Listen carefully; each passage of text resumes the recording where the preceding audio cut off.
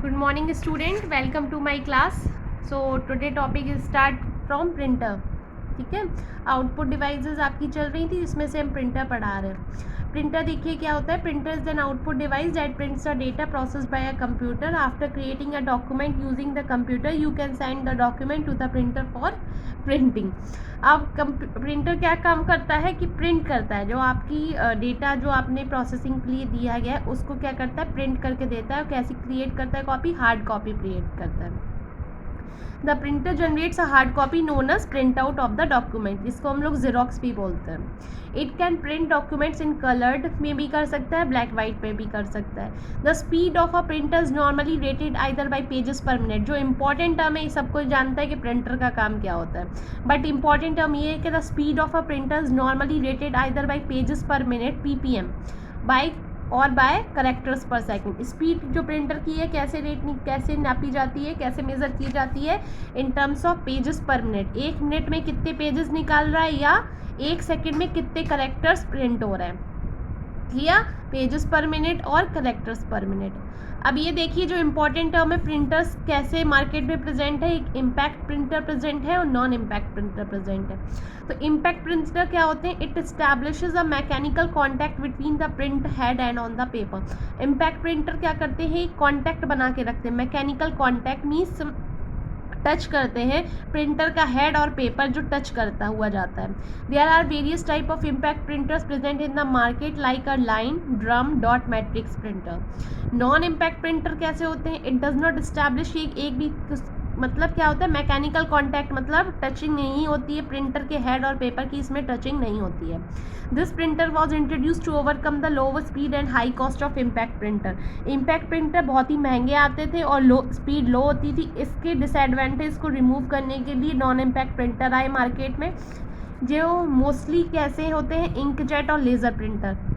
अभी जो इम्पोर्टेंट मतलब काफ़ी अच्छा फेमस है और अच्छा वर्क कर रहा है वो है लेज़र प्रिंटर मार्केट में। ठीक है, तो आप का होमवर्क ये रहेगा कि आप डॉट मैट्रिक्स अपनी बुक से dot matrix printer, inkjet printer, laser printer की क्या करिएगा, आप नोट्स बना लीजिएगा। नोट्स क्या एक तरीके से पढ़ लीजिएगा, ठीक है, कि डॉट मैट्रिक्स प्रिंटर क्या होता है, इंकजेट क्या होता है, लेज़र प्रिंटर क्या होता है। ये इतना इंपॉर्टेंट नहीं है, बट थोड़ा बहुत बेसिक नॉलेज होना ज़रूरी है। ठीक है स्टूडेंट, तो आप चलते हैं, हम लोग आज स्टार्ट करते हैं अपनी मेमोरी के बारे में। कहाँ से क्या स्टार्ट करते हैं, मेमोरी। एक इम्पॉर्टेंट देखिए, आपने बहुत सारी चीज़ पढ़ी होगी लेकिन कुछ टर्म इम्पॉर्टेंट है। जैसे आपने देखा मेमोरी होती है। मेमोरी में क्या होती है, मेमोरी क्या होती है, जहाँ ऐसा एरिया जहाँ पे अपना इंफॉर्मेशन क्या होती है, स्टोर होती है।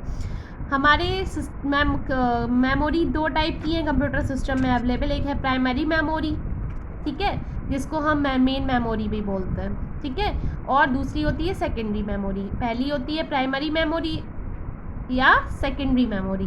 प्राइमरी मेमोरी को मेन मेमोरी भी बोल सकते हैं और दूसरी मेमोरी कौन सी होती है, सेकेंडरी मेमोरी। और देखिए एक इम्पॉर्टेंट टर्म, ये तो शायद आप लोगों ने 7th-6th स्टैंडर्ड में पढ़ा होगा कि दो मेमोरी होती है, प्राइमरी और सेकेंडरी। क्या ये पढ़ा है अपने, मेन मेमोरी का दूसरा नाम क्या होता है, IAS।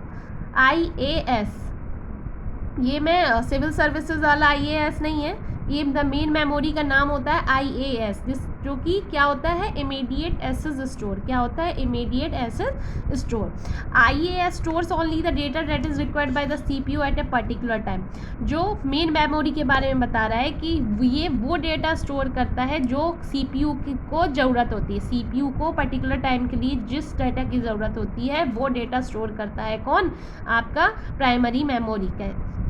The data kept in the secondary memory is temporarily transferred into the main memory until the CPU process data।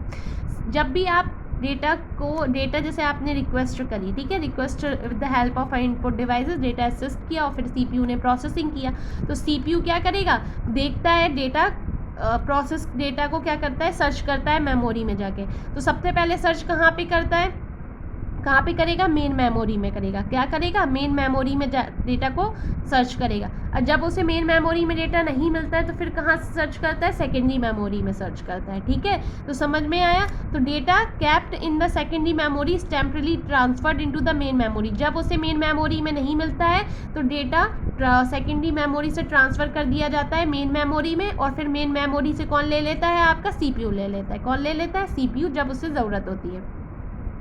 CPU access the data from IAS because the speed of the secondary storage is slower than the main memory. तो CPU सबसे पहले data किससे लेता है? Main memory से लेता है. CPU यहाँ बैठा है, ये मेन मेमोरी और ये सेकेंडरी मेमोरी. सबसे पहले CPU किससे डेटा लेगा? मेन मेमोरी से लेगा. अगर मेन मेमोरी में नहीं मिला तो सेकेंडरी मेमोरी से लेगा. तो मेन मेमोरी से क्यों लेता है? क्योंकि यहाँ से फैच करना इसके पास क्या होता है? ईजी क्या कह सकते हैं, मतलब फास्ट रहता है. मेन मेमोरी इसके पास है, तो जो चीज़ पास होती है हम उसी से डेटा लेने की तो कोशिश करेंगे. तो मेन मेमोरी इसके पास होती है, तो इससे डेटा एक्सेस करने में उसे कम टाइम लगता है. ठीक है. Therefore the data which is available in the main memory is processed much faster than the data in the secondary memory. अब देखिए प्राइमरी मेमोरी के भी दो पार्ट होते हैं, रोम होता है और रैम होता है. RAM ROM. ROM means read only memory and RAM means random access memory. ठीक है. तो अब देखिए रोम और रैम में डिफरेंस क्या होता है.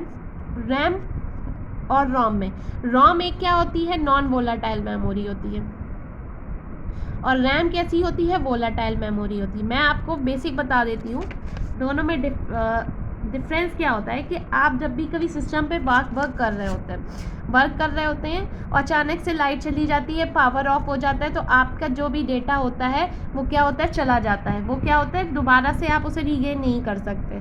तो उस समय जब हम काम कर रहे होते हैं और पावर चला जाता है, उस समय हमारा जो डेटा रिसाइड होता है वो किस में होता है? रैम में होता है.